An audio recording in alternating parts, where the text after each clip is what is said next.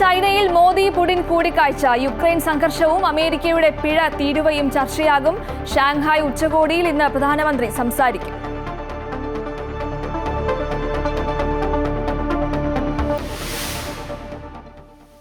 Amoebic മസ്തിഷ്ക ജ്വരം ബാധിച്ച് സംസ്ഥാനത്ത് ഇന്ന് 2 മരണം. മരിച്ചത് കോഴിക്കോട് മെഡിക്കൽ കോളേജ് ആശുപത്രിയിൽ ചികിത്സയിലായിരുന്ന 3 മാസം പ്രായമുള്ള കുഞ്ഞും 52 വയസ്സുള്ള വീട്ടമ്മയും.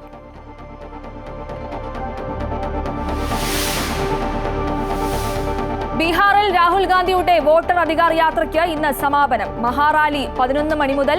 ഇന്ത്യ സഖ്യത്തിലെ നേതാക്കളും തൃണമൂൽ കോൺഗ്രസും പങ്കെടുക്കും. ബീഹാർ SIRൽ പരാതികൾ സമർപ്പിക്കാൻ കൂടുതൽ സമയം തേടിയുള്ള ഹർജികൾ സുപ്രീം കോടതി ഇന്ന് പരിഗണിക്കും. ഉത്തരേന്ത്യൻ സംസ്ഥാനങ്ങളിൽ പ്രളയക്കെടുതി തുടരുന്നു. നാശനഷ്ടം വിലയിരുത്താൻ കേന്ദ്ര സമിതിയെ നിയോഗിച്ചു. ജമ്മു കശ്മീരിലെ ദുരന്ത ബാധിത മേഖലകൾ കേന്ദ്ര ആഭ്യന്തരമന്ത്രി അമിത്ഷാ ഇന്ന് സന്ദർശിക്കും.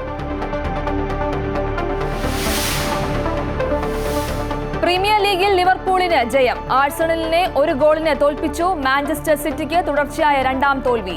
കാഫ നേഷൻസ് കപ്പ് ഫുട്ബോളിൽ ഇന്ത്യ ഇന്ന് ഇറാനെ നേരിടും.